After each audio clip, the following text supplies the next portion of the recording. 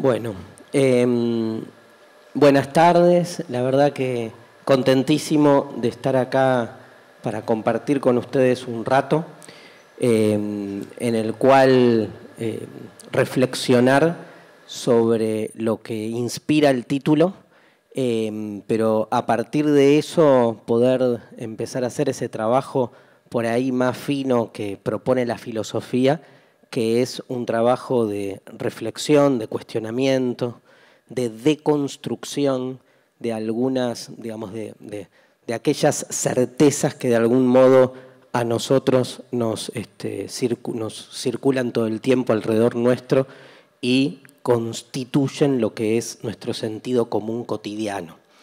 Sobre todo en el rol que nos toca, que es el rol docente o ser parte de una comunidad educativa. No tiene buena prensa pensar la educación, ¿no? No tiene buena prensa porque tenemos la prensa en contra, básicamente, porque hay una idea de que la detención del trabajo cotidiano en la escuela es visualizado como una pérdida de tiempo. Es visualizado como una especie de sustracción de las necesidades de nuestros alumnos de tener clase todos los días del año. Y entonces es vista esa interrupción como algo negativo, envuelto todo esto en toda una serie de prejuicios que hay contra una comunidad educativa que a priori se encuentra con una lectura según la cual todo lo que hacemos es para no trabajar, ¿no? Está como muy, lamentablemente, está como muy en el mundo de los medios, sobre todo, está demasiado, diría, instalada esa idea del docente en un lugar más bien conflictivo con respecto a su trabajo. Y las cosas no son, digamos, ni gratuitas, ni casuales. Por algo se van construyendo lecturas. Es evidente que algo pasa en la escuela que hace que rápidamente convenga a muchos sectores colocar el mundo educativo en un lugar conflictivo. Cualquiera se da cuenta que hay lugares que son claves, que son pilares, a partir de los cuales se va gestando un tipo de ciudadanía, un tipo de sociedad, un tipo de cabeza, ¿no? De cómo queremos después desplegar nuestra identidad con el otro a lo largo de nuestro trabajo. Entonces, sin jerarquizar de manera, digamos así, soberbia, está claro que la escuela no es una institución más. Y está claro que no es casual que este año escuchemos, por ejemplo, algunos funcionarios del gobierno nacional decir que es una pérdida de tiempo fomentar el pensamiento crítico en los colegios. O sea, porque fomentar el pensamiento crítico en los colegios es justamente lo contrario de lo que algunos proyectos educativos tienen en mente, que es hacer de la escuela una fábrica de gerentes, donde lo que van saliendo luego como máquina de chorizos son individuos probablemente con conocimientos técnicos y de cierta especificidad que los pueden hacer absolutamente capaces de manejar una serie de recursos y tomar una serie de decisiones y administrar un determinado tipo de instituciones.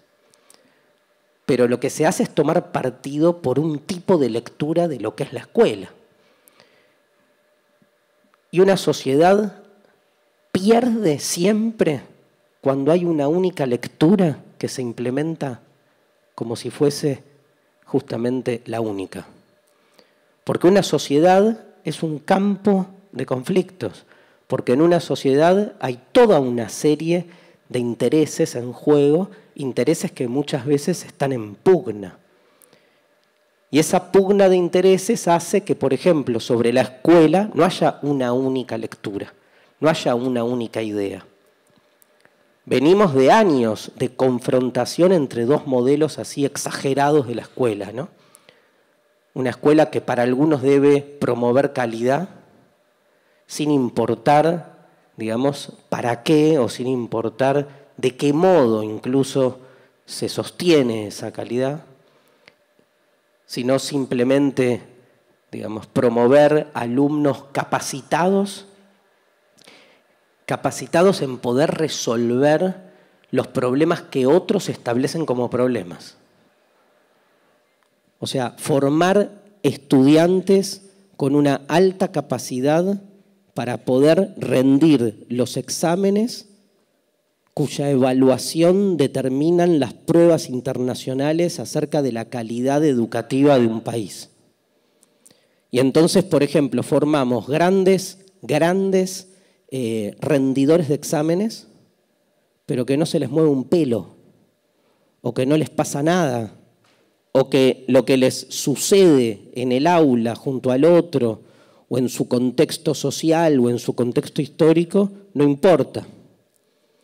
Esta lectura más formalista de la educación, donde lo que importa es justamente la calidad efectiva, podemos llamarla lectura eficientista de nuestros alumnos, ha confrontado históricamente con otro modelo, que es el modelo de la inclusión, que es un modelo que entiende que la escuela es mucho más que un espacio para formar rendidores de exámenes.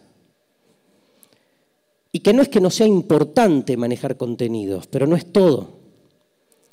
Porque en la escuela pasan más cosas que aprender. Por lo menos que aprender contenidos. Seguro que pasan más cosas que aprender contenidos. Más si pensamos el tiempo que pasamos en la escuela. Desde jardín, desde el inicio hasta el final. No podemos realmente ingenuamente pensar que todo lo que sucede en ese tiempo que es la escuela, que es un tiempo que en algún momento alguien definió muy acertadamente como un segundo hogar, por el tiempo que pasamos, por las cosas que se generan, se reduzca únicamente a aprender contenidos y poder rendir burocráticamente los mejores exámenes. Porque pasa algo más. Es lo que se conoce normalmente con la idea de educar en valores. Porque estamos en algún sentido promoviendo ciudadanía. Cuando decimos promoviendo ciudadanía, significa promoviendo alumnos que de alguna manera son parte, digo no futuro porque es presente, son parte de la sociedad en la que vivimos. Y entonces ponen en juego mucho más que el reconocimiento de ciertas ecuaciones o de ciertos contenidos de la disciplina que sea. Yo quiero, en esta introducción de la introducción en la que estoy, quiero simplemente decir, que esa lectura bifronte, bipolar, excluyente de dos modelos hace daño. Como toda grieta, hace daño. Porque no es cierto ni lo uno ni lo otro. Entre los dos modelos yo me quedo, ¿saben con cuál? Con el ni. Ni uno ni otro. Me quedo con lo mejor de cada uno, pero me quedo pensando cada modelo en su extremo en relación a lo que pasa. Y en relación, voy a usar este término, a lo casuístico, a lo que sucede. No es lo mismo seguramente la escuela de muchos de los lugares de donde ustedes vienen que en otros lugares del país. Incluso entre ustedes debe haber una diferencia enorme, conviviendo todos entre 300, 400 kilómetros. Y sin embargo, cada realidad es otra. No es lo mismo un colegio religioso privado que un colegio público. Y todos son colegios y en todos los lugares pasan cosas. Y entonces la lectura de los paradigmas escolares depende de cada caso. Y tampoco tiene que ver únicamente con lo microscópico, con lo que pasa en la escuela, sino con la relación de esa escuela con el entorno social en la que vive. Y ni siquiera se puede parar ahí, porque todo esto hay que pensarlo en el marco de un país, de una economía, de una cantidad de pobreza creciente, que implica también un compromiso. Cuando uno se forma, se educa. Entonces, todo esto viene a que la escuela está siendo, cuando digo la escuela digo nuestro mundo, nosotros, el mundo educativo, está siendo cuestionado permanentemente en su obrar y sobre todo cuando, como el título de la charla que estaba ahí, uno se toma el trabajo de pensar lo que está haciendo.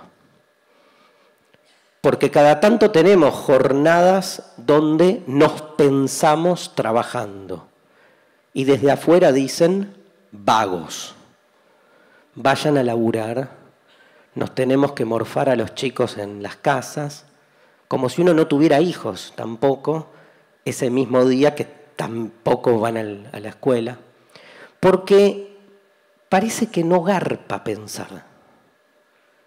Porque pensar al modo filosófico en que proponemos pensar, y no hay que ser filósofo para pensar filosóficamente, ahora vamos a hablar de eso, porque este modo de reflexionar sobre la escuela o sobre lo que sea supone una interrupción de esos esquemas burocráticos en los que estamos de algún modo arrojados, sumergidos.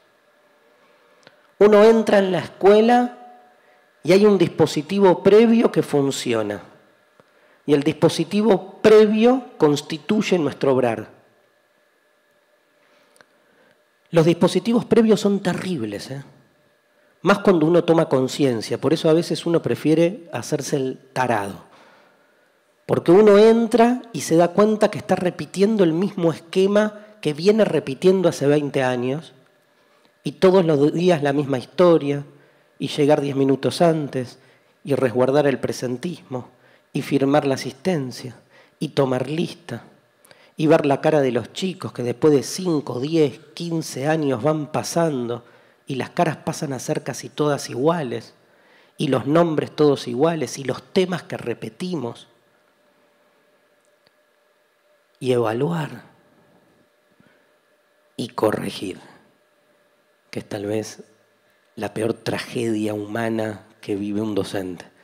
Más cuando hay que corregir mucho y cuanto más grandes son y más escriben, porque cada tanto algún alumno se copa y entonces se escribe bien y mucho y uno tiene que, digamos, poner realmente el cuerpo. Pero de repente esos dispositivos previos están ahí presentes. Digo, ¿eso es estudiar? ¿Eso es dar clase? Cuando en algún momento surgió la vocación, tema que va a ir apareciendo a lo largo de la charla, y decidimos ser docentes, ¿para qué? ¿Para eso? Para levantarse todos los días a la mañana, tomar lista, cuidar el presentismo, ponerle tarde a alguien, corregir, preparar las clases, ir a la sala de profesores, pelearse porque el café está frío. ¿Para eso? ¿Eso es la vocación? ¿Está puesta ahí? En filosofía nos preguntamos todo el tiempo por la mayoría de las acciones que hacemos en función de sus dispositivos institucionales. Creemos que amamos, por ejemplo, y que somos absolutamente libres y autónomos en el acto de amar. Y cuando tomamos conciencia de lo que hacemos cuando creemos que estamos amando, nos damos cuenta que estamos repitiendo los formatos en los cuales o por los cuales nos enseñaron y nos dijeron que eso es amar. Algo me pasa, ¿y qué hago? Mira, amar es así. Tenés que juntarte con alguien, acercarte, abrir la boca, darle un beso. ¿Qué es un beso? Labio contra labio, qué asco. Pregúntenle a un chico de 11 años que está empezando y empieza a sentir algo y les pregunta, los que somos padres de chicos de esa edad o que han pasado de esa edad, y le explicás lo que es un beso, te miran con cara de, pero no hay otra manera de relacionarme con el otro, que tiene que ser por la boca, intercambiando saliva. ¿Nunca se preguntaron por qué el encuentro con el otro tiene que ser por la boca? Primero, ¿no? Bueno. Hay muchos que se quedan ahí, ¿no? Y por ahí la pasan mejor, vaya uno a saber. O en el sexo mismo, digamos. Estamos de algún modo encajando en lo que se supone que es conectarse con la corporalidad del otro en toda una metáfora tradicional y arcaica según la cual aparte el cuerpo es en realidad el medio para alcanzar en el amor lo más importante del otro, que vaya a saber qué es, que algunos llaman alma, espíritu, profundidad. Todo bien con la profundidad, pero hay que entrarle por algún lado a la profundidad. Y entonces, como que caemos ahí, caemos en formatos previos y decimos, ¿esto es amar? ¿Y saben qué? Cada tanto nos preguntamos. Cada tanto uno está ahí besando con la cabeza en la formación del equipo de fútbol del día de mañana mientras está. Y dice, ¿esto es amar? Y son preguntas que molestan, que para tú, ¿qué tenés que hacer? Cerrar la boca e irte. E irte, no de ahí, no de él o ella. Irte. De vos mismo irte. Irte de toda una historia, digamos, ontológica, diríamos en filosofía, o sea, que fue constituyendo nuestro ser. Porque de lo que uno se siente extraño ahí, no es de la persona con la que está, ni del olor a la saliva. Uno se siente extraño del ser, de estar, de ser así. Pero ¿saben por qué, gente? Porque hay ganas de amar, porque hay algo que se mueve ahí. El tema es por qué formato. Eso es vocación. La gran tragedia de la vocación es que solo se puede plasmar de modo institucional y la institucionalización de la vocación la degrada, la traiciona, la deflaciona, le quita. Eso es lo que nos pasa, seguro, todos los días. Los que tenemos vocación y vamos a la escuela. Esto era. Es hermoso cerrar la puerta del aula y pasan cosas, no me cabe duda. Pero esa es la tensión. Esto era. Yo creo que en ese sentido uno puede empezar a encontrar en lugares, diríamos, tradicionalmente hostiles desde la educación formal, lugares que nos ayuden a repensar nuestro rol y nuestra crisis. Yo creo que la escuela es crisis. Cuando algunos operadores televisivos dicen la escuela está en crisis, es un desastre, uno, por suerte, no tiene que ir a la televisión a contestarles porque entra en el juego del otro, pero uno, por suerte, se mira entre los suyos y dice, sí, es crisis. Lástima que este tipo lo dice como si fuese algo negativo. ¿Cómo no va a ser crisis la escuela? Si no fuera crisis, sería una fábrica repetitiva. ¿Cómo no va a ser crisis el encuentro con el otro? ¿Cómo no va a ser crisis la sensación de que día a día la realidad nos muerde de tal modo que debemos reinventar permanentemente los criterios, los valores, las enseñanzas? Una escuela que no está en crisis es una escuela muerta, momificada. O peor, una escuela burocratizada. Eso es una escuela que no está en crisis. Repite y reproduce. Obvio que está en crisis, pero claro, es una palabra que la coyuntura la utiliza de un modo absolutamente despectivo y como fundamento para negarle al docente su derecho salarial, aparte. Primero resuelvan los problemas de la escuela, después pidan plata. Increíble. Esta especie de idea de que la educación implica una suerte de sacerdocio especial y el resto, porque nadie en la tele le cuestiona a un metalúrgico que si no trabaja, nuestros chicos están en peligro. Como sí sucede si los docentes hacemos paro, porque nuestros chicos están en peligro. Imagínate un metalúrgico que haga paro, se acabaron los tornillos. Mirá si no van a estar en peligro los chicos. Se caen de los ascensores. Pero claro, irónicamente, la lectura lineal es otra, ¿no? Y entonces, ese sacerdocio que es visto como algo que excede la cuestión laboral. Si algo nos ha sucedido en estos últimos años es un intento permanente de disociar en el docente su vocación de su profesión. O sea, si son docentes, no son trabajadores. Porque el trabajador en una sociedad capitalista como la nuestra, claramente, tiene un problema con su vocación, ¿no? Nadie trabaja de aquello en lo que se realiza. Y nos ven a nosotros con cara de felicidad, porque no hay nada más lindo que entrar a un aula y crear un mundo, que es lo que hacemos ahí adentro, y entonces, ya que disfrutan de su trabajo, no rompan las pelotas con el salario, porque no son trabajadores normales. ¿Cómo se van a gremiar?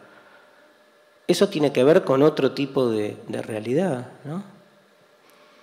Increíble. Si la verdad ponen en nosotros ese lugar de sacerdocio, bueno, se ve que es un trabajo importante el nuestro.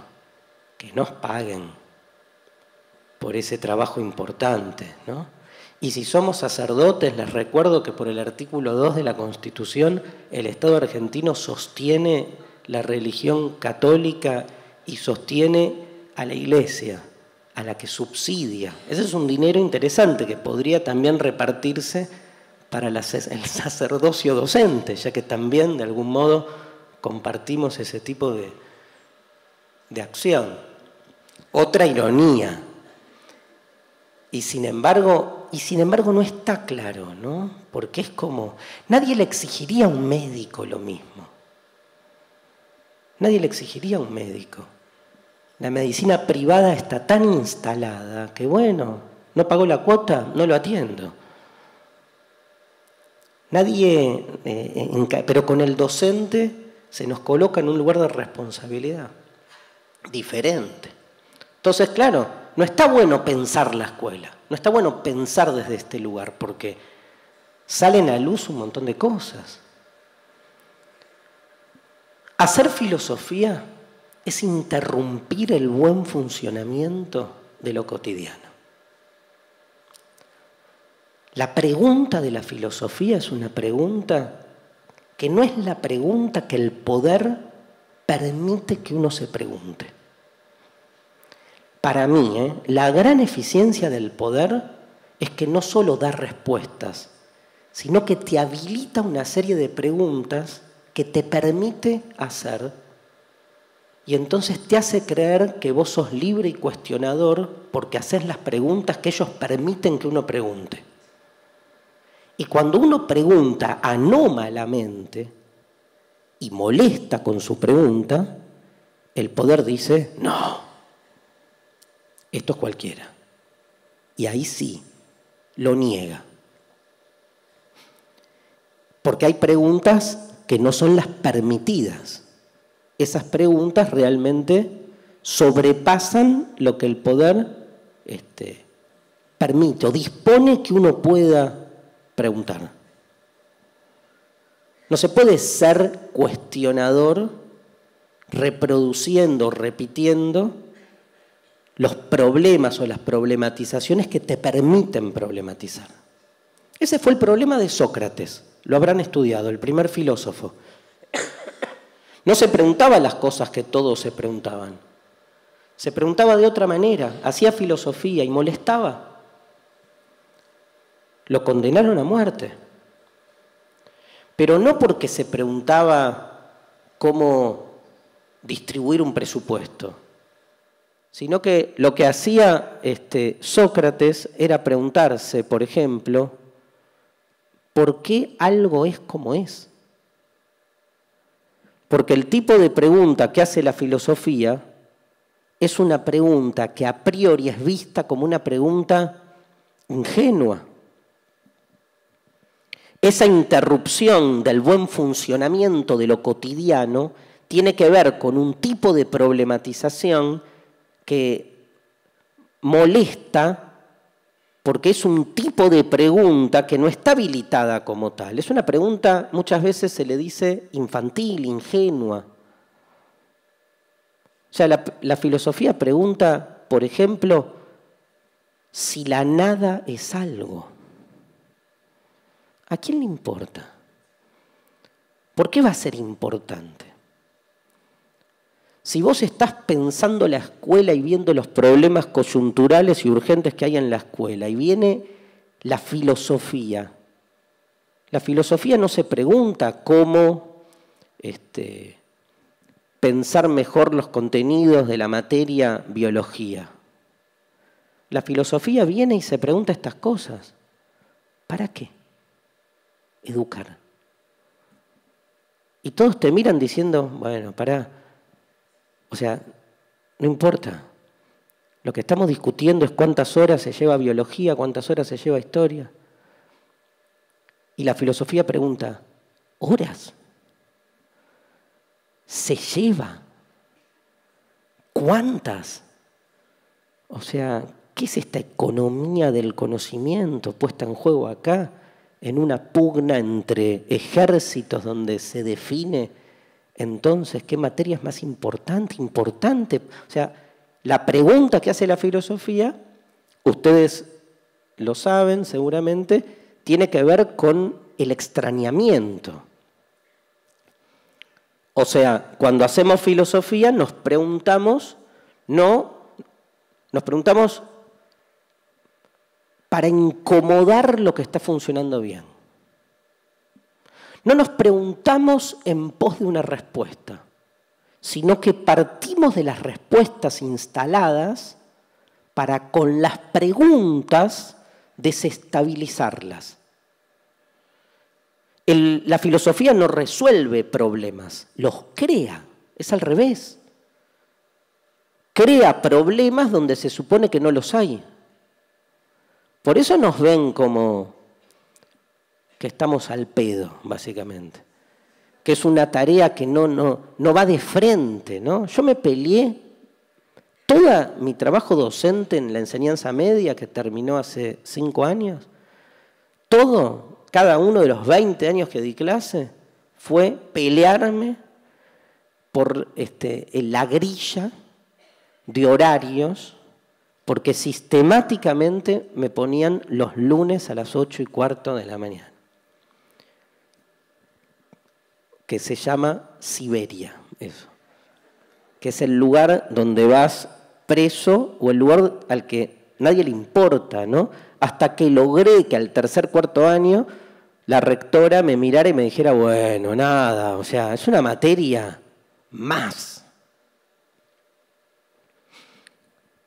No voy a poner matemáticas los lunes a las 8:15 de la mañana, que los chicos tardan media hora en despertarse. Y filosofía, bueno, nadie viene, me acuerdo que me dijo esto, nadie viene al colegio a estudiar filosofía. Yo la miré, ¿no? Y no le dije, pensaba las represiones, pero ya me escuchó, porque esto lo dije 1000 veces y me escuchó. Yo la miraba y le decía, nadie viene al colegio a estudiar nada. Entonces ponele una materia que genere algo, que puede ser matemática, filosofía o lo que sea, ¿no? Pero esta idea, que ahora la vamos a retomar, de que hay materias o carreras normales y materias y carreras de segunda, está muy presente permanentemente en este tipo de decisiones, ¿no? Ahora, ¿qué hace la filosofía? La filosofía problematiza donde se supone que no hace falta hacerse problemas. Y en ese sentido descubre para mí, las formas de ejercicio más eficientes del poder. El modo para mí más eficiente de ejercicio de cualquier poder es crear zonas donde se nos hace creer que el poder no está. Cuando uno cree que hay ámbitos donde no se juegan las relaciones de poder, el poder ganó. Porque ahí es donde más se juega. Pero se juega de tal modo que ninguno de nosotros creemos que ahí se juegue, que ahí se juega. Entonces se naturaliza esa forma de poder como algo natural, como algo normal, se normaliza. Por ejemplo, un lugar donde se supone que no se juega el poder es en el aula. En el aula no se hace política, se nos dice. Y la política tiene que ver con el poder. O sea, que en el aula no estemos clavando las banderas de los partidos políticos tradicionales, obvio. Ahora, que no se haga política, que no se juegue el poder, se juega el poder todo el tiempo.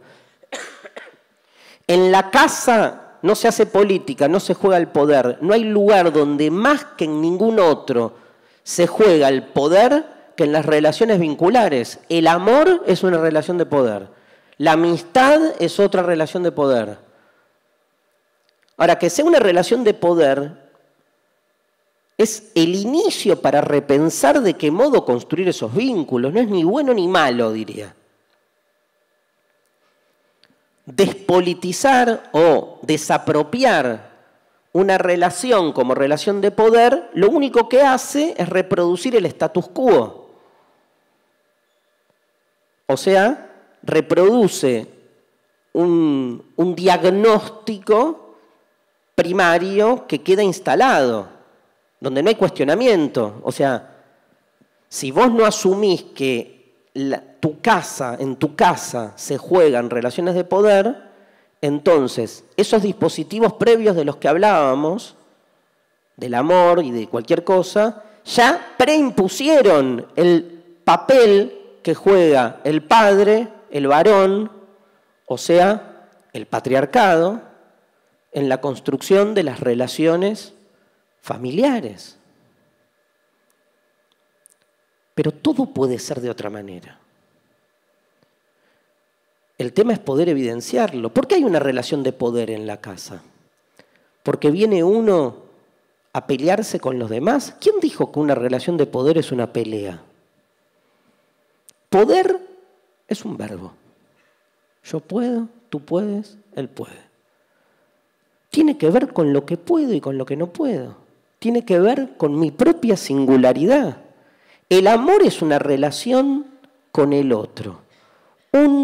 Una confrontación entre dos singularidades que tantean permanentemente hasta dónde pueden en relación a ese otro con el cual configuran ese vínculo. Es una relación de poder. Hasta cuando te beso hay una relación de poder. A ver quién saca la lengua primero o quién pone la boca de una manera. ¿Cómo no va a haber una relación de poder? Y no es para reventarte, es para reventarte a besos. Es otra cosa. Pero eso es poder también. Poder no es pa. Ese es otro prejuicio, ¿no? O sea, yo no creo que las relaciones de poder que de algún modo generan conflicto con el otro, yo no creo que esos conflictos conduzcan necesariamente a la violencia. Violencia hay cuando una de las partes suprime a la otra, haciendo creer en nombre de la paz, de la armonía, de esas cosas que dicen mucho ahora, el entusiasmo, la productividad, hacen creer que entonces ese conflicto de diferencia siempre es negativo y una parte se morfa a la otra. Entonces, ¿cómo vas a politizar el hogar? Que se haga lo que el padre decide, punto. ¿Cómo vas a politizar el aula? El aula es un lugar de conflicto permanentemente, por suerte. ¿Cómo se aprende si no es a través del conflicto? Si no hay conflicto, no hay aprendizaje. Hay, digamos, imposición de una idea, ¿no? Y los alumnos que en todo caso son de algún modo tenidos con ñ, ¿no? Volcado ese conocimiento previo que alguien se supone que posee sobre estudiantes que vienen a recibir. Metáforas tremendas, terroríficas, que venimos compartiendo hace años. Por ejemplo, ¿qué hacemos con los alumnos? Los formamos. Claro, los alumnos no tienen forma, ¿viste? Para mí el verbo formar es un verbo que habla de la crisis de la educación. Yo lo revería. Porque supone la idea de que el docente posee, ¿no? Esta idea de que el docente posee un saber. Nadie posee ningún saber, porque el saber va permanentemente transformándose. En todo caso, el saber nos posee a nosotros y nos utiliza para manifestarse. Ese saber siempre contingente, siempre en devenir.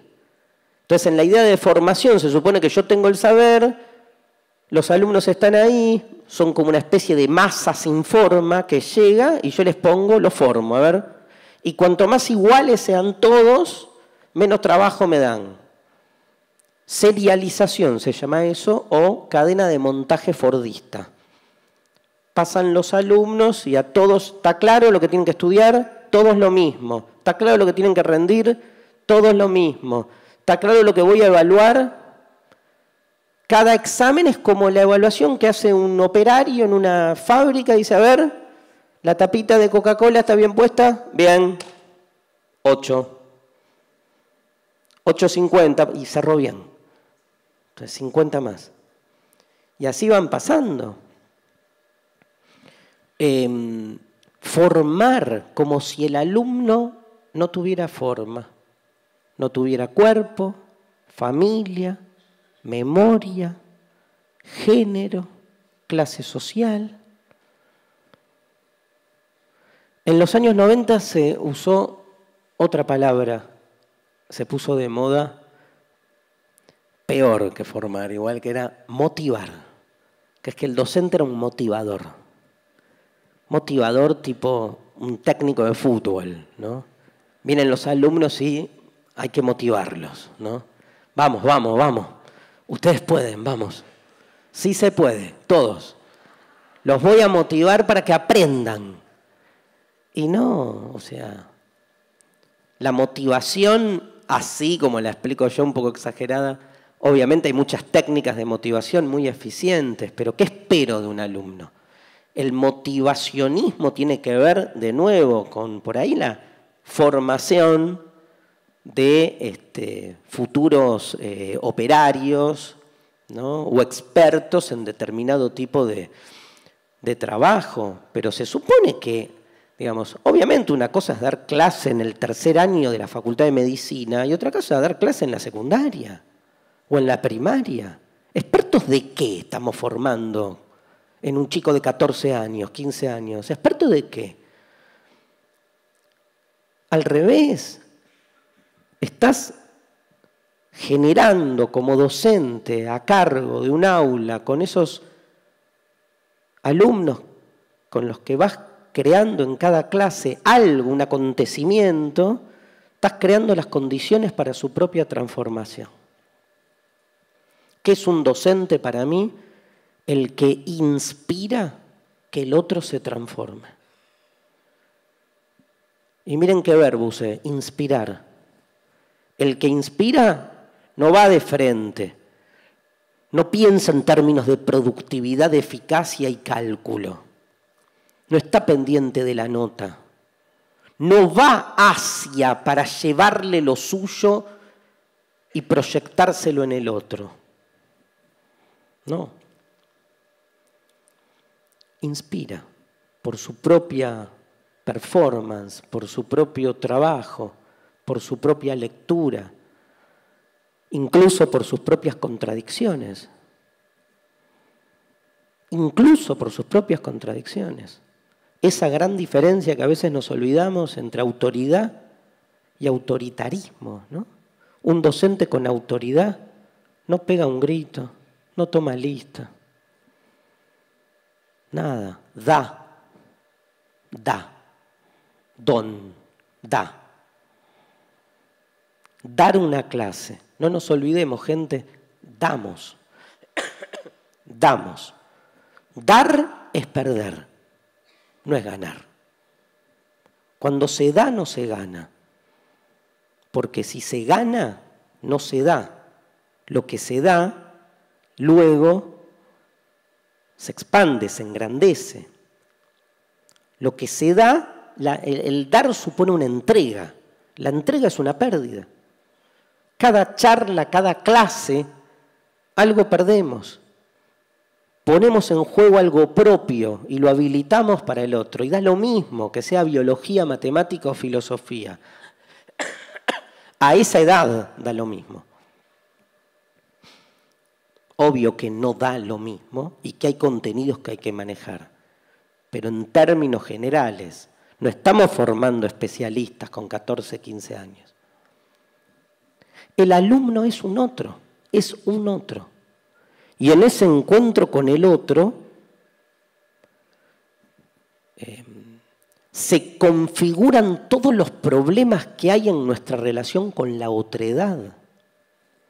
Cada vez que nos relacionamos con el otro, tenemos un problema. Porque nos cuesta muchísimo, obviamente, el encuentro con lo diferente de uno. ¿Qué solemos hacer en el encuentro con el otro? O el otro es tan otro que nos excede, nos sobrepasa, nos genera pero tanto conflicto que directamente lo negamos, lo excluimos. Este alumno no tiene solución. Fuera. Segunda forma de relacionarnos con el otro, lo sintomatizamos al otro para que la molestia que el otro genera en nosotros tenga una explicación que a nosotros, ansiolítica y farmacológicamente, nos deje tranquilos. Entonces decimos, no, este alumno tiene problemas de disciplina. ¿Por qué? Porque en la casa los padres son un desastre. ¿Hace algo? No, bueno, no es mi responsabilidad. Yo hago hasta donde puedo. O vieron que cada 3, 4 años aparecen nuevas enfermedades psiconeurológicas que nos deja re tranquilos. Tiene HZX, para no nombrar. ¿Y qué es HZX? No, es un trastorno en su capacidad de concentración. Todo va a lo mismo, no se puede concentrar. O el gran problema de nuestros alumnos es que hacen muchas cosas al mismo tiempo, por culpa de la tecnología. Entonces no se pueden concentrar. Están mirando el celular, escuchando con un audífono, mirando el televisorcito, mientras me escuchan a mí dar clase. ¿Quién se puede concentrar en 4 cosas a la vez? Respuesta, ellos. El problema es que vos no te podés concentrar en 4 cosas a la vez. Entonces invertís la carga de culpabilidad y decís, estos chicos no se concentran. Es al revés. Somos docentes del siglo XX con alumnos del siglo XXI en instituciones del siglo XIX. ¿Cómo podemos en ese combo estar tranquilos o entusiastas? Evidentemente ahí hay un conflicto fascinante para trabajar, y para trabajar hay que pensar, hay que parar la pelota. hay que hablar a fondo y visualizar esas paradojas sin pensar que por ponerlas a la luz algún ministro va a decir, entonces no al salario, no al aumento de salario. Porque, y ves, porque están en crisis. No, o sea, pagame más para evidenciar más aún la crisis de la escuela y poder realmente generar algún parto que para algo, ¿no? La relación con el otro, entonces, o es de exclusión, o es de justificación, o es por ahí la manera de la que todos nos regodeamos, que muchos de nosotros decimos, bueno, no, nosotros no somos así, nosotros somos ultra tolerantes con el otro. Y a la filosofía, que le gusta pelearse con todo, se pelea mucho con el concepto de tolerancia. ¿Saben que tolerar en latín significa soportar? O sea que tolerar al otro, ya de por sí lo estás soportando en una diferencia que es una diferencia que vos entendés que supone una carencia. Entonces, como docente te sentís en la obligación de que ese otro se vaya conformando de acuerdo a tu ideal. Es como en el amor, lo mismo. O sea, vos partís de un modelo ideal de pareja, decís, a ver, ¿qué debe tener una pareja para ser considerada por mí una pareja ideal? Y entonces te pones a pensar, bueno, que me escuche. Yo tengo ese problema porque hablo mucho. Que me escuche. ¿Qué más? ¿Me ayudan? ¿Qué tiene que tener una pareja para ser mi pareja ideal? Sensible, dicen acá. 1, que me escuche. 2, sensible. ¿Qué más? Grite alguno. Cariñosa. Van 3. O sea, que me escuche, sensible, bien. Tiene que ver con... Cariñosa, dinero tiraron ahí. Dinero mucho o poco, porque dinero es una palabra neutral. Bastante como para que cuando no la soporte o lo soporte, ponga entre paréntesis esa molestia viendo los billetes. ¿Qué más? Que sea interesante, respeto. Se ve que acá en Iguazú a nadie le importa el cuerpo del otro. Nadie. Se ha generado una especie de espiritualidad vincular que, bueno,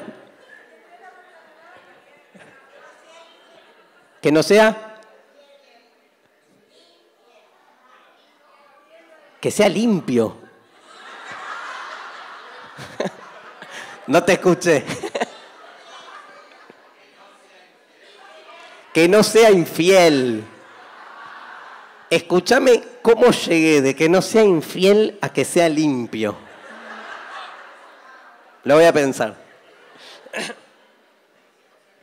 Y entonces, ponele, tengo el listado, ¿no? Entonces, mi pareja ideal tiene todas estas características. Luego salgo al mercado del amor. Pasa Juanita. Entonces, digo, a ver, que me escuche. 70%.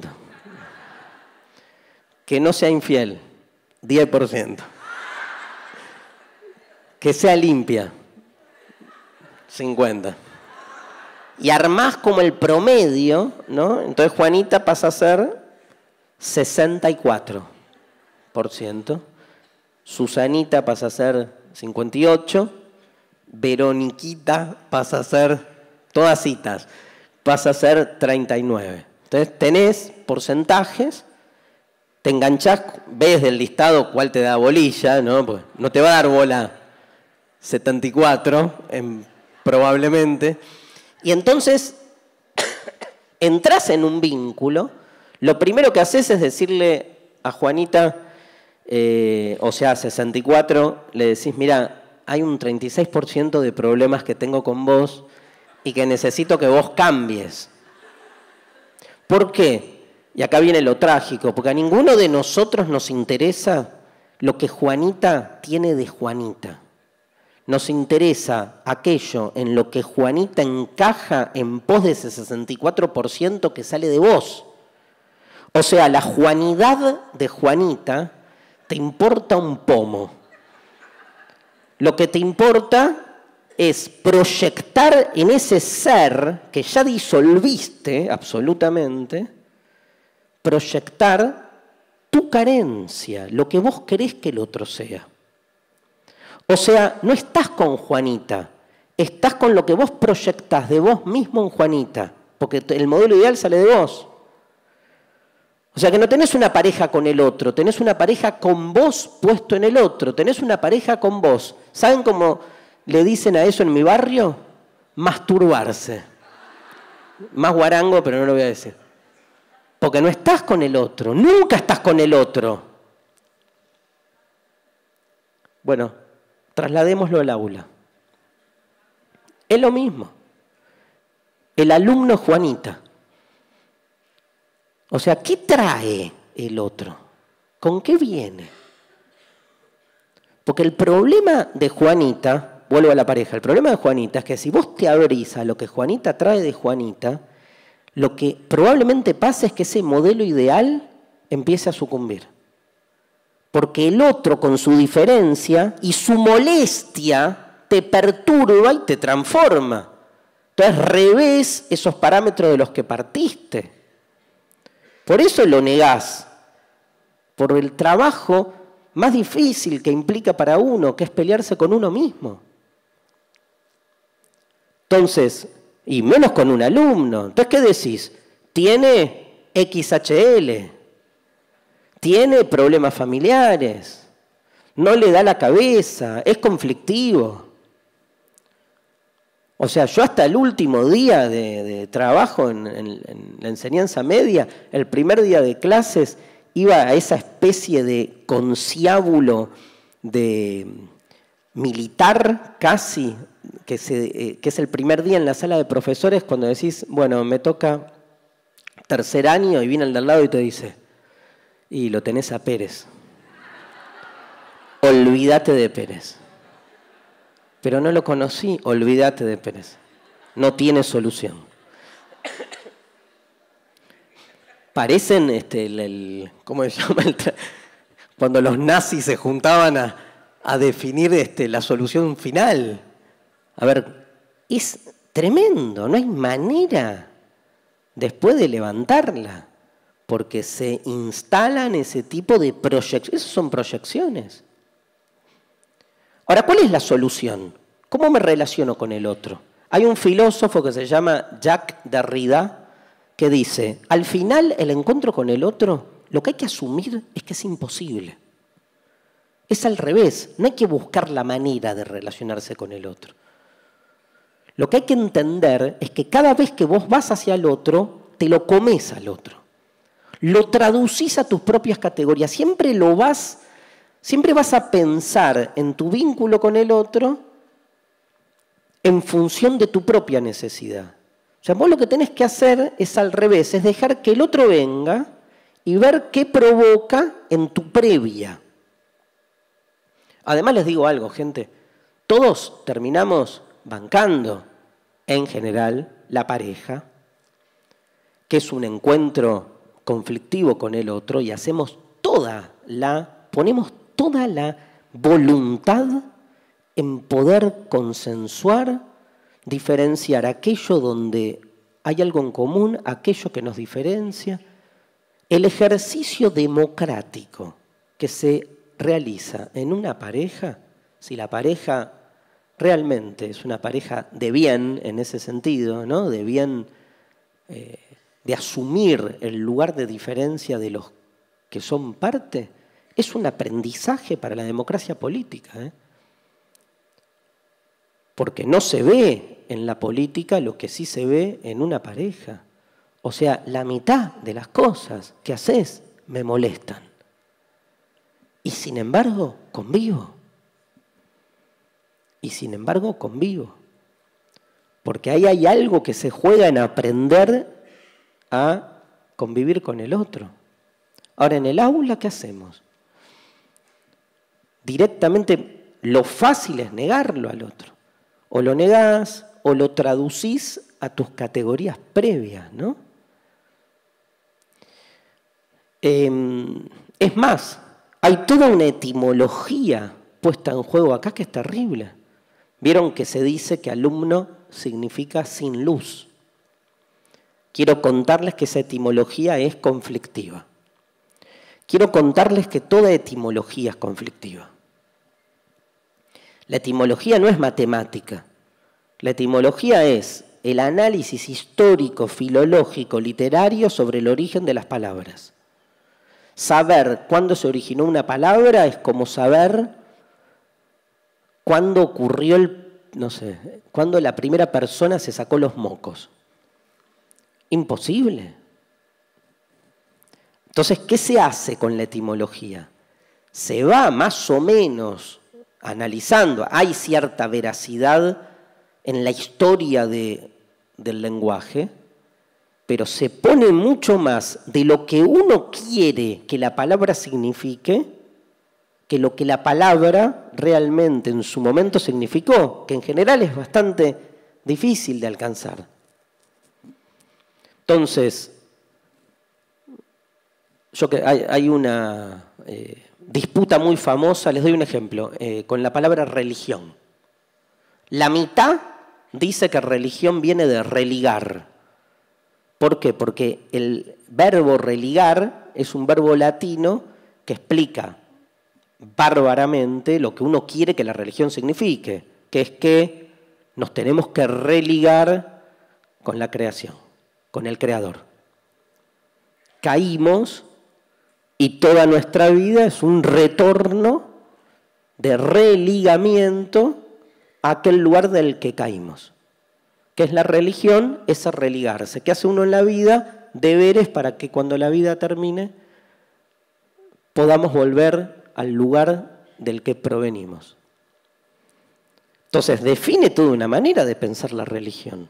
Supone una metafísica, un Dios, una cantidad de deberes, y todo puesto en la etimología. Ahora, la otra mitad, pensamos que religión viene del verbo relegere, que se asocia con la idea de lectura. O sea, ¿qué es religión? Releer. Porque ¿qué se hace en las prácticas religiosas? Se releen los textos que vienen ancestralmente generándonos toda una serie de preguntas acerca de lo que nos rodea. Pero lo que amalgama religiosamente una comunidad es un conjunto de interpretaciones a través de textos que resignifican y releen otros textos que a su vez resignifican y releen otros textos a partir de un texto originario, que ese texto originario incluso habla de un Dios que es texto, porque Dios es verbo, palabra, que uno relee. ¿Y dónde está Dios ahí? No importa. Y es religión igual, ¿eh? Pero claro, marca un cisma en las autoridades, en los dogmas, porque entonces lo religioso tiene que ver con una comunidad de intérpretes que van releyendo permanentemente distinto. ¿Cuál es el verdadero origen de la palabra religión? Fácil, el que gane de la disputa entre esas dos etimologías. Es poder, no hay otra cosa. Porque no es que uno puede ir en la máquina del tiempo y ver el primer tipo que dijo religio. ¿Y por qué? Le agarras y le dices, ¿por qué lo dijiste? Ah, no sé, el inconsciente, me salió, te dice. Bueno, con alumno pasa lo mismo. ¿Significa sin luz? Yo les digo, no hay vestigio. Hay conflicto, aparte porque se mezcla el griego y el latín ahí. Ahora, a todo este modelo verticalista y autoritario y burocrático de la educación le conviene que nuestros alumnos sean negros, oscuros, sin luz, con todo lo que implica la metáfora de la oscuridad, de la negritud, porque lo oscuro tiene que ver con eso. Son metáforas para nada gratuitas, ¿eh? Llegan nuestros alumnos que no tenían forma, ¿se acuerdan? Y ahora no tienen luz. Y uno es el faro, el falo en realidad, que llega parado, erecto ahí, todos nuestros alumnos carentes, porque son la figura de la carencia, el negro, la mujer, el indio, las grandes figuras de la carencia, a las que les falta, son falta porque no poseen algo que yo poseo, porque tengo el falo. Por eso estoy parado y derramo conocimiento, ¿no? Esclarezco. ¿De dónde sale la asociación entre esclarecimiento, luz y conocimiento? Yo les juro que entiendo algo siempre cuando está todo oscuro. Ahí, antes de dormir, digo, pero por algo la metáfora del blanco, de la luz, triunfó. Bueno, están nuestros textos, los bíblicos, los filosóficos, esas asociaciones por algo se van dando. ¿Saben de dónde viene alumno? De alimento. De alimentarse. Tiene una raíz que se asocia con la raíz de adulto y con la raíz de adolescente también. Adulto es el que ya se alimentó, el que está alimentado, el que se nutrió. Alumno es el que tiene hambre, el que está comiendo, el que se alimenta, el que tiene hambre. Mira cómo cambia el registro. Mira si en el aula lo que tenemos es un encuentro con los que tienen hambre. Díganme si nosotros en nuestras instituciones nos conectamos con ese otro que es el alumno como un ser hambriento, con deseo de querer saber, filosofía, amor, deseo por el saber. Está absolutamente deserotizada el aula. A nadie le importa nada en términos de movilización y transformación de lo que ahí sucede. Yo me acuerdo, les voy a contar una anécdota. Un alumno mío de filosofía de 5º año. Doy todo el primer trimestre, ¿sí? Esas cosas que uno hace también. Ahora llego a eso de cómo se elaboran los programas y eso. Doy todo el primer trimestre el capítulo 1 de la República de Platón. Todo el primer trimestre, una locura, un capítulo que tiene 30 hojas. ¿Qué discuten ahí? La justicia. Hay 6, 7 definiciones sobre lo que es la justicia y entonces, a partir de la lectura de ese texto, yo habría discusiones siempre ligadas a la coyuntura. Pasaba algo, porque este país nos tiene acostumbrado a que siempre pase algo, y les decía, ¿con cuál definición de la justicia analizás la pelea del matrimonio Latorre, Diego y Janina Latorre? Posta, ¿eh? Para mí hubiera sido un tema de discusión en el aula. El tema es cómo lo discutís.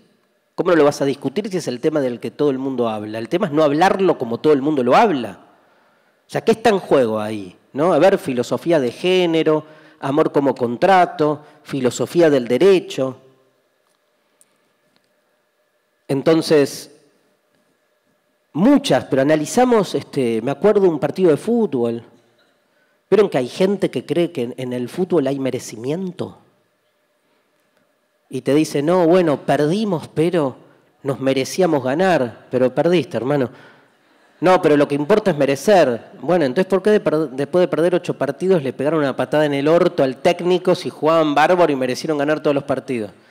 No, porque el sistema. Bueno, discutamos.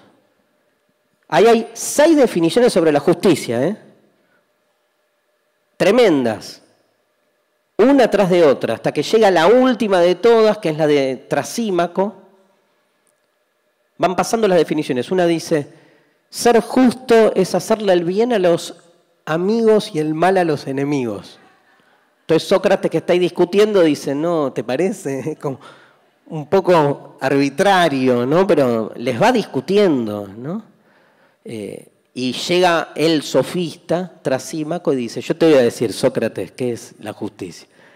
La justicia es el derecho que impone el poderoso. Justo es lo que le conviene al poderoso, que siempre va a encontrar la manera de justificar como justo lo que a él le conviene. Y Sócrates dice, no, pero si vos tenés razón, nada tiene sentido. Y Trasímaco dice, demostrame lo contrario. Capítulo 1 de la República, los 9 capítulos restantes son los que necesita Sócrates para poder refutar a Trasímaco. Y salimos a la calle y ganó Trasímaco, ¿no? Eso es lo peor. Pero todo el libro, hasta se inventa la famosa alegoría de la caverna para poder explicar eso, digamos, porque el liberado, vieron, nadie le da bola.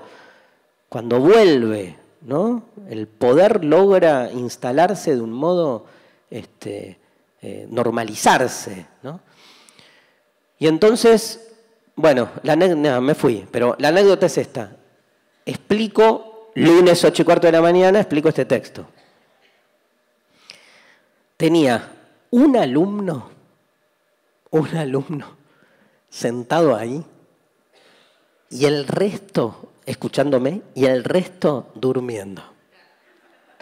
Aparte yo me iba enganchando y el pibe me decía, sí, profe, está bueno, porque pa,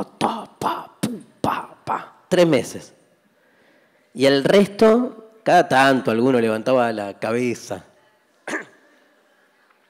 Tomo el examen trimestral, 1, 10. Chocho yo con mi alumno chupamedia favorito. Hoy me mandó un WhatsApp, justo hoy licenciado en ciencia política, ¿no? Evidentemente era lo suyo. Y este muchacho le entrego el parcial y cuando fue así, le doy el 10, todos, nerd. Y le digo, ay, toma, te traje un regalo. Fui y le compré y le regalé La República. Y entonces, no me olvido más, gente, el chabón agarró el libro, me miró y me dijo, pero, profe, ¿para qué es? Le digo, para que lo leas. ¿Te encantó el capítulo 1 de La República? O sea, tuviste los 3 meses al palo. Te va a encantar el libro, créeme, te va a volar la cabeza. Y me hace la pregunta letal, ¿no? Me dice, ¿pero qué? ¿Entra en el examen del segundo trimestre? Y entonces yo le digo, pero escuchame una cosa, ¿que no lees solo lo que entra en un examen? Pero aparte, era obvio que era un pibe que leía. Y me dice, no, pero yo jamás se me ocurriría leer algo que viene de la escuela que no tenga esa función burocrática. Que lo que tenía escindido mi alumno era el eros. A la escuela no se va a pasarla bien, ni a inspirarse, ni a aprovecharla para algo de transformación mutua. Se va a rendir exámenes. Y por suerte tuve un trimestre donde me copé con un tema, decía él, creo yo, para sí mismo. Y entonces, obvio que el libro se lo regalaba a la mamá y lo hubiera leído, pero en la escuela. Entonces, hay ahí un problema con el eros, ¿no? El eros significa entender que en la escuela puede pasar algo. Gente, formación, alumno, problemas, ¿no?, semánticos. Le seguimos diciendo enseñanza media a la escuela. ¿Alguien buscó por qué se llama enseñanza media? Busquen los fundamentos de la ley de educación, por qué se llama media enseñanza media. No lo hagan mejor porque si no se van a pegar un tiro en la cabeza. Dice lo siguiente, se lo juro, no creo, pero no importa. Vale el gesto. Porque está en el medio. La verdad. Porque está en el medio entre la primaria y la universidad. Porque está en el medio. Ese es el fundamento teórico, conceptual de por qué le llamamos enseñanza media. O sea, hay dos momentos educativos importantes. El inicio de la lectoescritura, la primaria, y la salida laboral, la universidad. Y en el medio, y ahí 5 años, guardería de púberes. O sea, ¿cómo podés crear sentido si hasta desde la estructura es visto como un lugar fofo, insulso, insustancial, ¿no? Siempre el adjetivo media está utilizado con esa lógica, ¿no? Miren, edad media. Tipo, no pasó nada, ¿no? Yo vengo de la universidad pública, de filosofía, donde ni a palos te dan un texto religioso. Un error gravísimo en la formación, porque es entender la mitad del pensamiento nuestro, absurdo, ¿no? Y entonces tenés el inicio de la modernidad y la Edad Media, y estuvieron los griegos, que fueron unos genios, en el medio, la oscuridad, no hubo nada, hubo, pero una producción filosófica del carajo. Otro paradigma, lo que quieran, pero fascinante. Tan fascinante que cada vez más entendemos que el mundo de hoy se comprende a la luz de esos textos, de esa continuidad solapada que hay entre la teología y la política moderna, como bien investigó y analizó Carl Schmitt.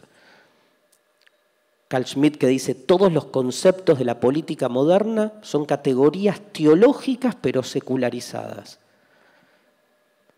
Y entonces uno sigue pensando que la religión ya fue, cuando lo que está más presente que nunca, pero con otro tipo de ropaje. Muy interesante pensarlo así. Pero claro, se va, digamos, se va del esquema. Ay, me perdí. ¿Para qué tiré lo de la teología? Siempre que me engancho con... la Edad Media, estaba con esa pavada. Entonces, la Edad Media, claro, porque la Edad Media es vista como que no pasó nada. Entonces, ¿qué es? Lo que estuvo en el medio entre la antigüedad y la modernidad. Bueno, clase media, otra. Otra definición que busca justamente lo insulso, ¿no? Hay un antropólogo muy piola que se llama Alejandro Grimson, que escribió un libro llamado Mitomanías Argentinas, donde entre otras cosas dice que le preguntas a cualquier persona argentina de qué clase es y te dice soy de clase media. Nadie te dice soy de clase alta o soy de clase baja.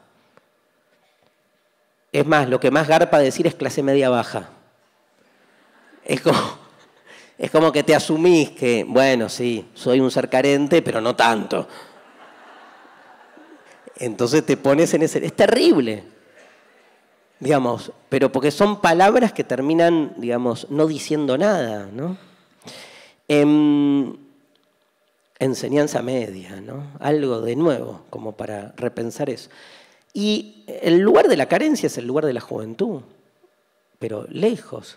Por eso nuestros alumnos son básicamente, o están pensados desde estas diferentes tipologías de la carencia.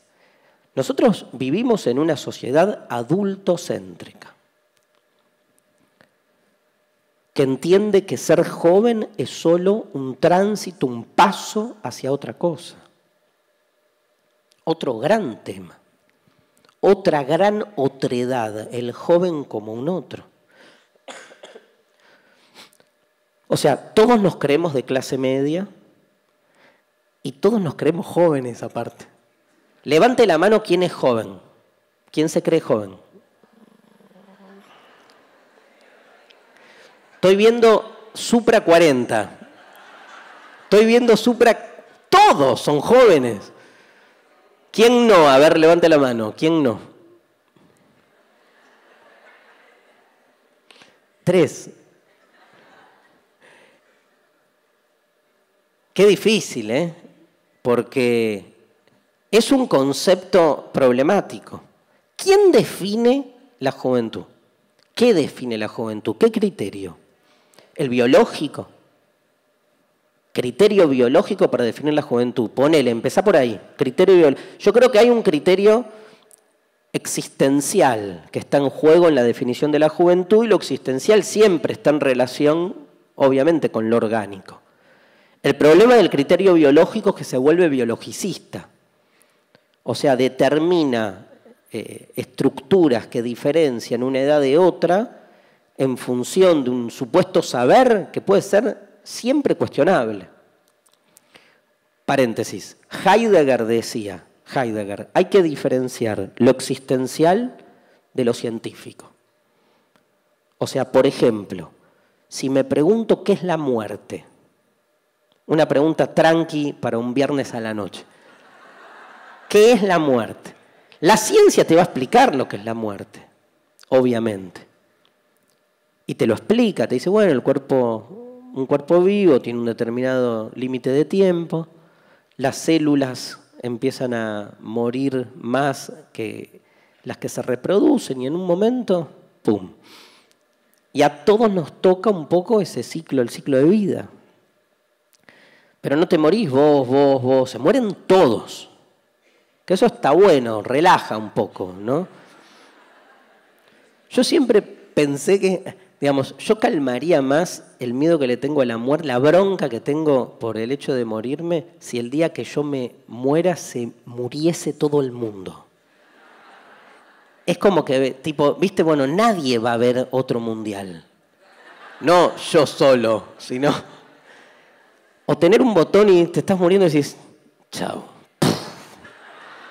Y te llevas puesto a todos, ¿eh? No puede quedar ninguno, ni una ameba, porque empieza de nuevo. Pero una cosa es la definición científica y otra cosa es la definición existencial. La pregunta existencial sobre el morir, Heidegger dice, no te la resuelve un médico o un biólogo, que es, ¿por qué me tengo que morir? No, porque todos los seres humanos se mueren. Ya sé, pero ¿por qué? ¿Por qué así? ¿Por qué a mí? ¿Por qué de este modo? ¿Por qué no de otra manera? Podría haber sido de otra manera, pero fue así. ¿Y por qué fue así? Esa pregunta no tiene respuesta. Las preguntas existenciales son preguntas que no tienen respuesta. Que al revés, ¿saben lo que hacen esas preguntas?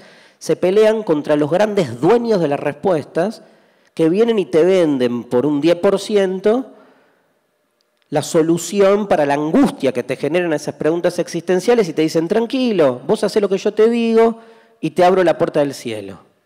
10%. El diezmo, le dicen. Entonces, el aprovechamiento de este tipo de angustia es permanente. Pero hay una diferencia fundamental entre una respuesta existencial y una respuesta científica. La respuesta existencial no es respuesta, es pregunta que abre. Con la juventud pasa eso.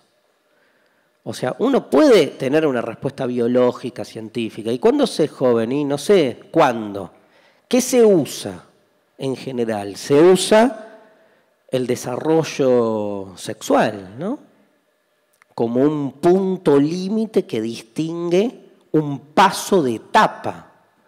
Pero ¿y por qué? ¿Por qué te hace más responsable tener espermatozoides? ¿Por qué te coloca en un lugar aparte responsable? Cero, porque pasás a ser joven. Generalmente acusados de irresponsables. Se supone que el desarrollo de ni siquiera la sexualidad, porque es la genitalidad, marca un punto de, digamos, hasta un rito de pasaje, ¿no? Que uno dice, bueno, a partir de este momento paso a ser joven. Y entonces que un chico con desarrollo sexual o una nena con desarrollo sexual a los 11 años es joven. No. Bueno, entonces, ¿dónde pongo el parámetro? Bueno, no, 14. ¿Por qué 14 sí, 13 no? Piensen que todo límite tiene un porqué, pero ese porqué que se supone que responde a cierta naturaleza de las cosas, lentamente lo vamos deconstruyendo y lo que encontramos es más bien que ese porqué está impuesto en función de cierta necesidad. Yo la otra vez, contaba ayer, la otra vez estuve en toda una situación, todo un debate sobre la diferencia entre ser post-puber y preadolescente. Yo decía, es lo mismo. Pero claro, detrás de la pospubertad y de la preadolescencia tenés especialistas médicos, objetos de consumo, tratamientos especiales. ¿Saben cuánta gente vive detrás de las etiquetas y de las categorías? En una sociedad capitalista como la nuestra, donde se invierten los esquemas, las cosas no existen porque las necesitamos. La teoría fundamental de la mercancía es que la mercancía lo que genera es aumento de capital. ¿Por qué hay cosas en el mundo? Porque alguien, gracias a que haya cosas en el mundo, expande su ganancia.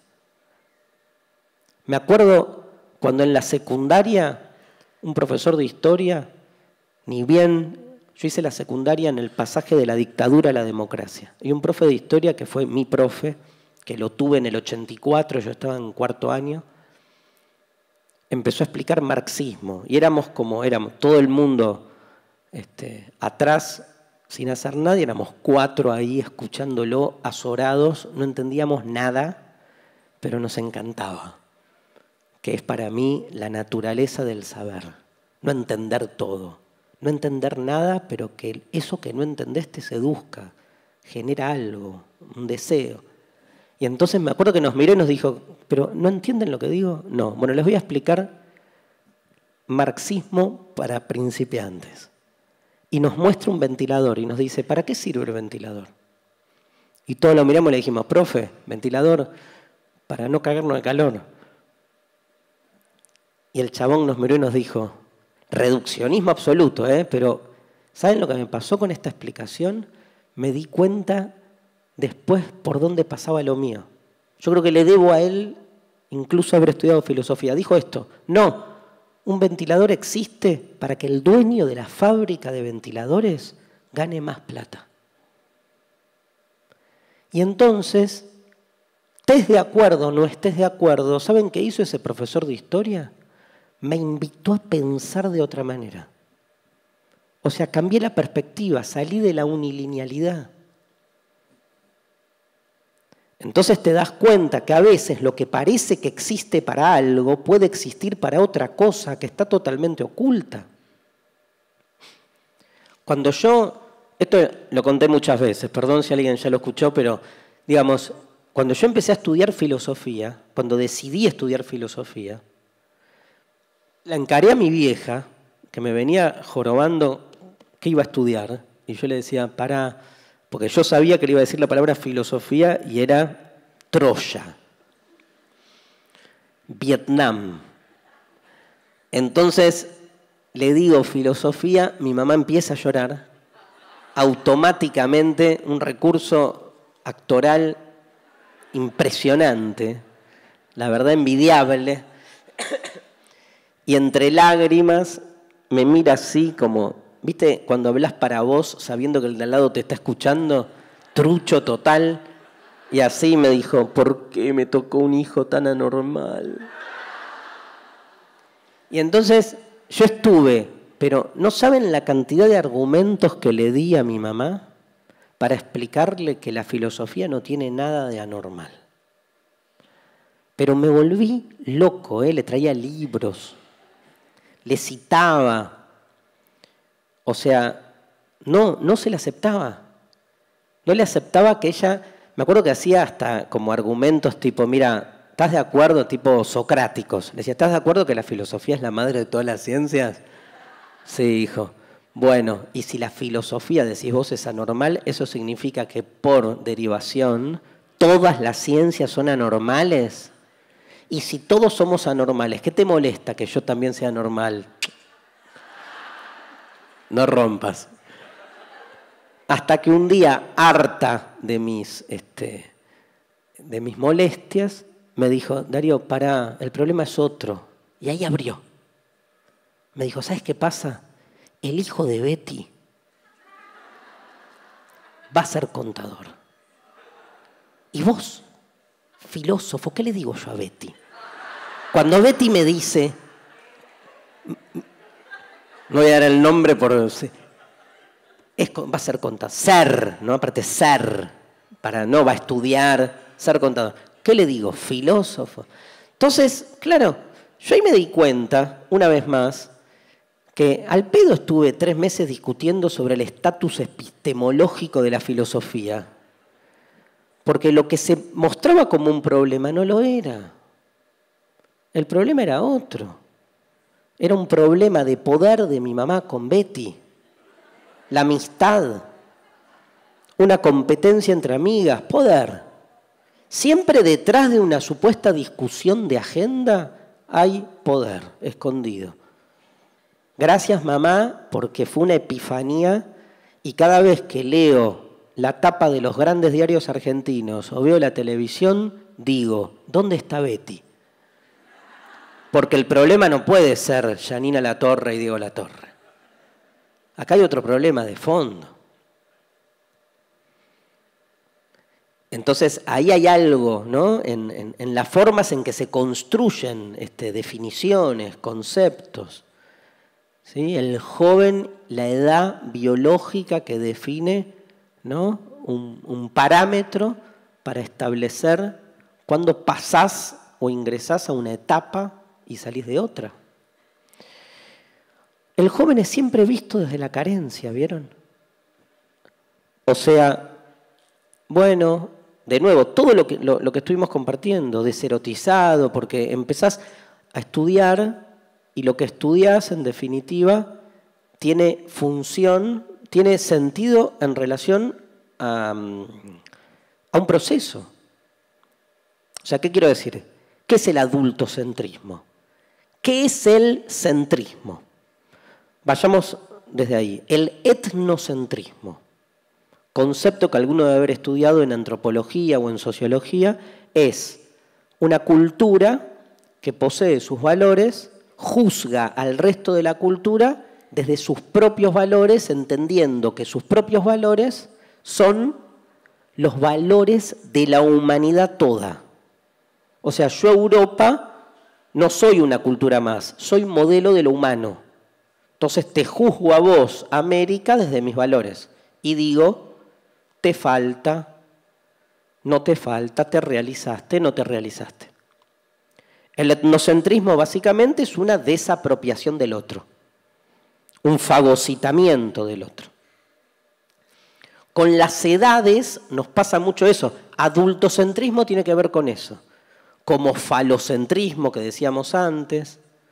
O sea, el macho, el varón, se supone que expresa el modelo de lo humano. Cuando se piensa la mujer desde la carencia es por eso. Se supone que al expresar el modelo de lo humano, el macho posee.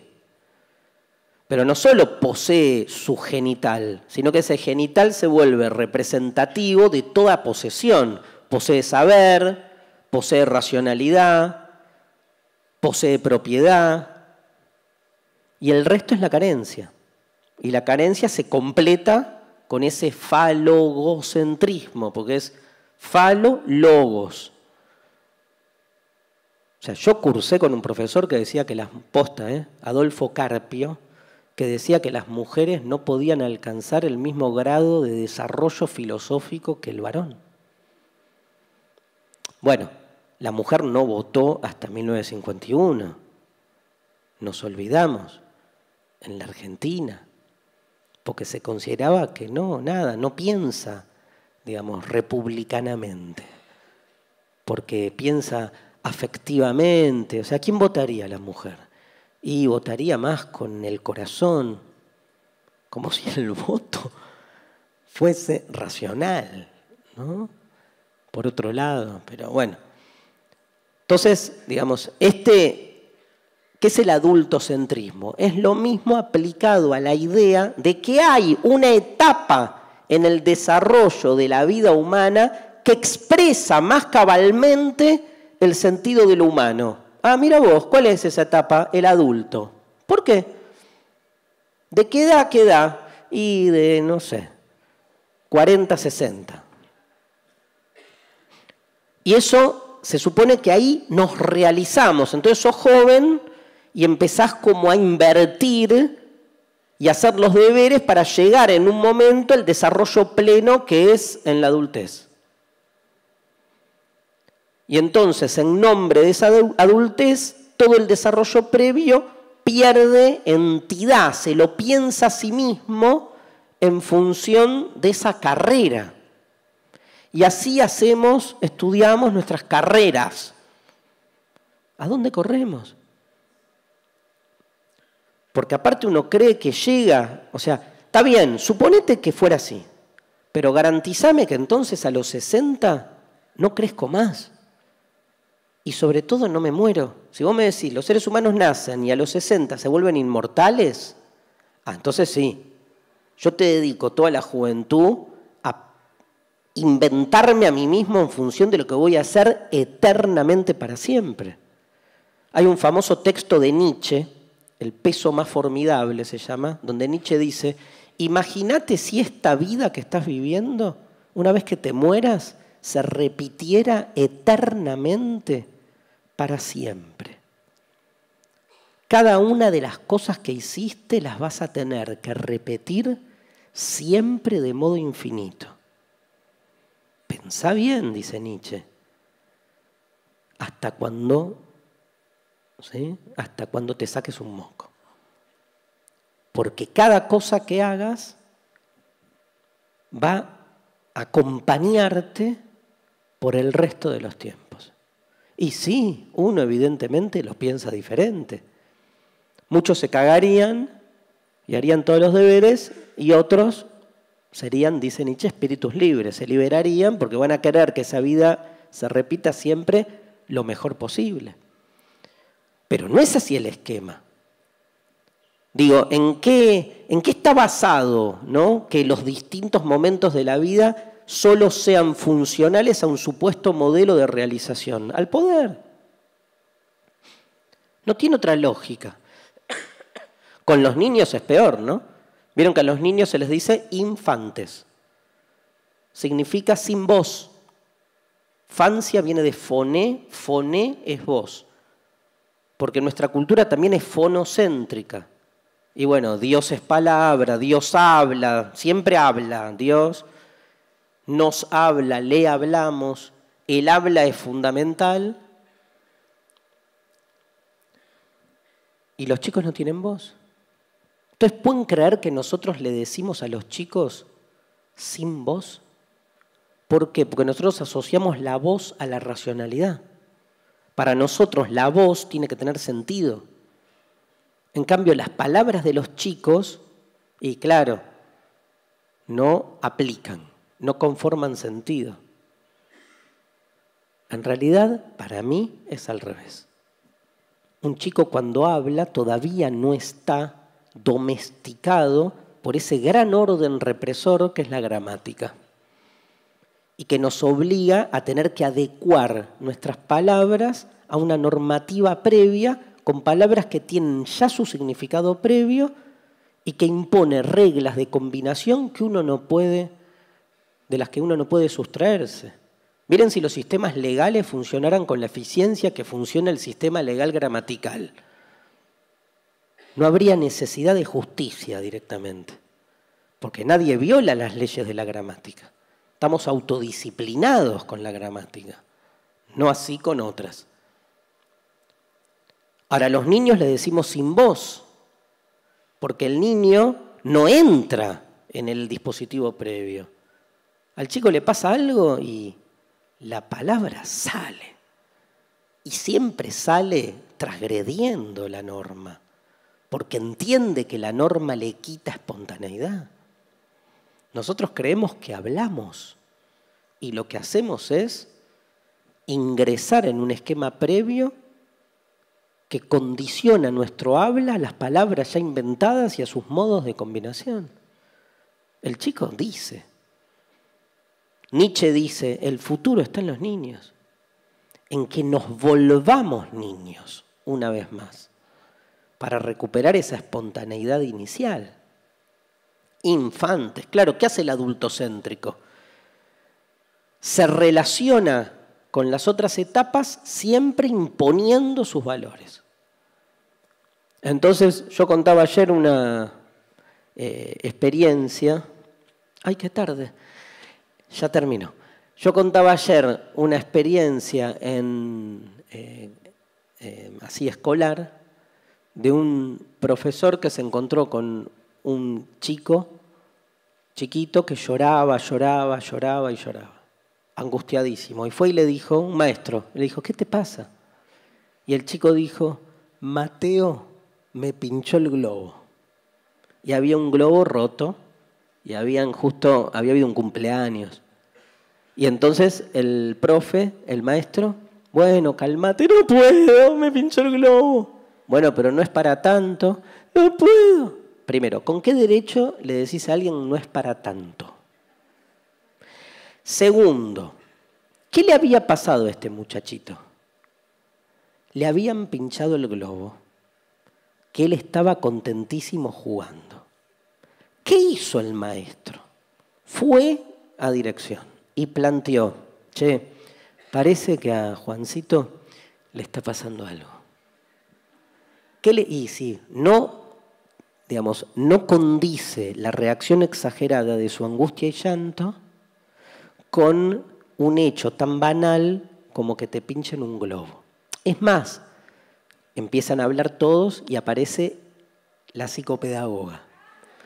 Y dice, bueno, pincharle el globo, ¿no? Es una metáfora de que hay algo probablemente en su vida que... Escúchame, ¿qué le pasó a Juancito? Le pincharon un globo. Nada, a su edad, en su tiempo, con sus cosas y sus problemas, pinchar un globo es un montón. Porque él estaba con el globo. Y Mateo vino y se lo rompió. No pasó más que eso para vos, para él. Eso que pasó es un montón. Ahora, ¿cómo podés conectar con el lenguaje de ese otro que es el niño que en ese momento está pensando y viviendo y angustiado por esa situación si vos te creés el formador, si vos vas hacia él con tus categorías? Eso es adultocentrismo. Ahora, no es fácil, porque ¿qué haces si no? Vos no podés salirte de vos mismo.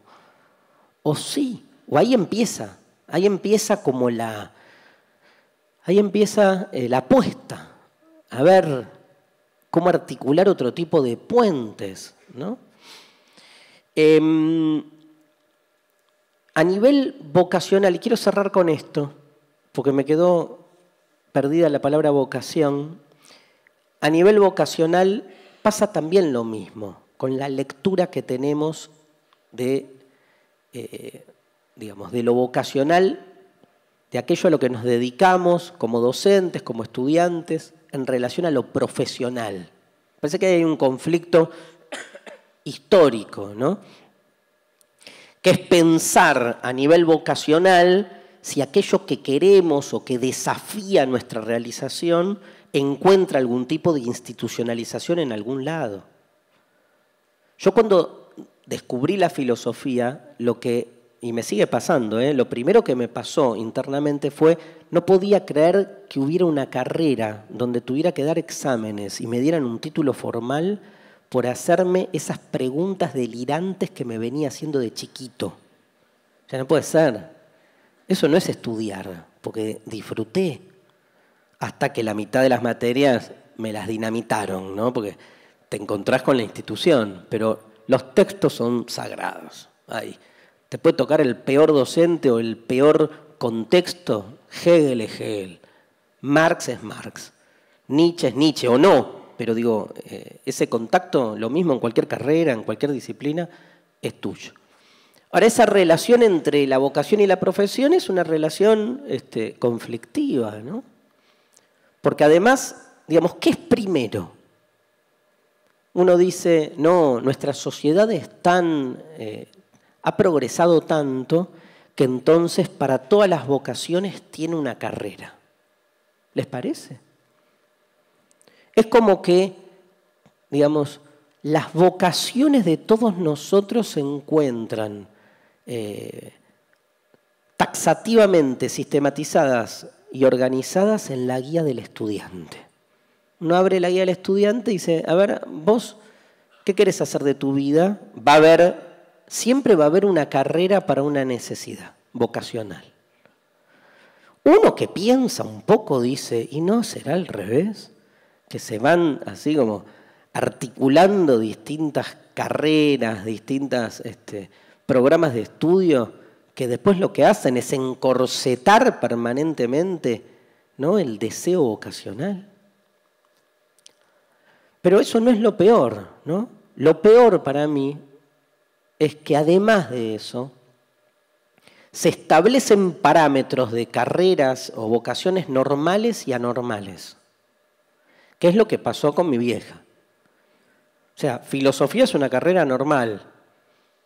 Igual mi mamá dijo, ¿por qué me tocó un hijo anormal? No dijo, un hijo que va a estudiar una carrera normal. Nada, les cuento pues. ¿Y qué sería una carrera normal?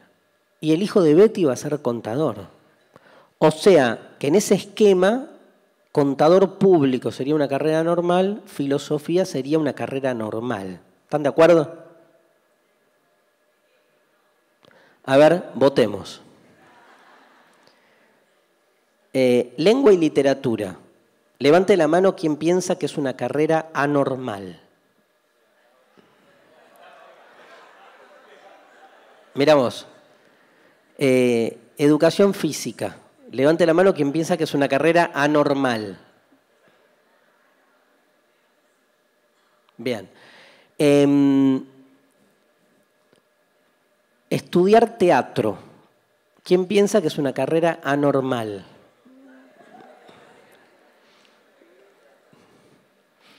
Bien. Maestra. ¿Quién piensa que es una carrera normal? Los que estudian para maestro, levantan la mano. Rompamos el esquema. Yo les hago una propuesta, rompamos el esquema. Primero porque creo que la vocación no existe. Por lo menos esa idea, ese imaginario de que hay una vocación. Vocación viene de voz, ¿no? Es la idea de que hay esa palabra vocación que está en invocar, convocar, provocar. Siempre está la voz ahí generando algo. La vocación no existe significa que la vocación se mueve, es móvil. No es que hay algo, hay una voz adentro mío que tengo que escuchar. Uy, no la escuché bien y me equivoqué de carrera.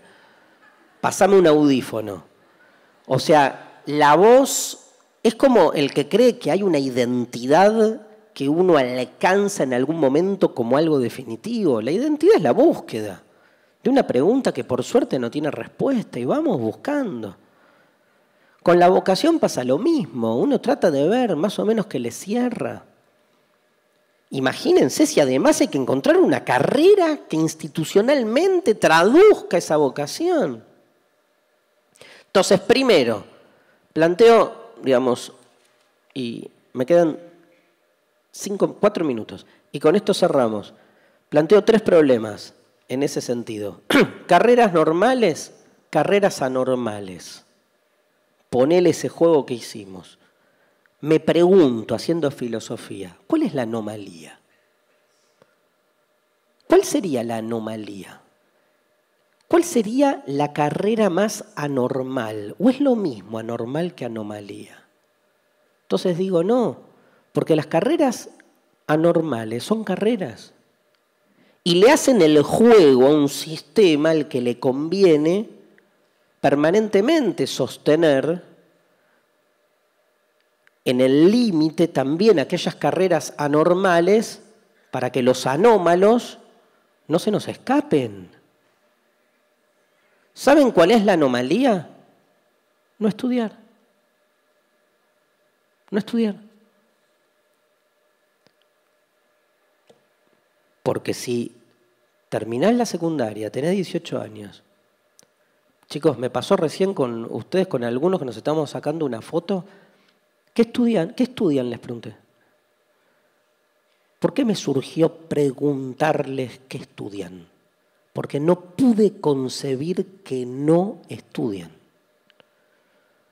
Como si, ¿no? De nuevo, el dispositivo formal estableciere que para ser alguien uno tiene que ser parte del sistema, estudiar. Incluso el sistema se da el permiso de que estudien pavadas como la filosofía o lengua y literatura. Que es más normal lengua y literatura porque todo el mundo tiene lengua, entonces no es para tanto. Pero en ese juego de los límites, ¿no? Cumplí 18 años. Terminé, pobres, ¿no? Los chicos de esa edad es el padecimiento. ¿Qué vas a estudiar? Imagínate un chico que diga, no, me voy de viaje. Y vos lo mirás y decís, ¿qué? ¿Licenciado en turismo? No, me voy de viaje, después veo si hago una carrera. Igual te digo, papá, se aprende un montón viajando, ¿eh? No, pero ¿y cómo das los parciales? No, la evaluación es de otro tenor. No me evalúa alguien desde afuera. O sea, no tiene sentido. No hace sentido. Me encanta porque me corre el límite, ¿eh? O sea, ni a palos dejo a mis hijos que me digan eso. Pero por lo menos la vi. Para entender también cómo se juegan estas. La otra, esta es la peor, más light.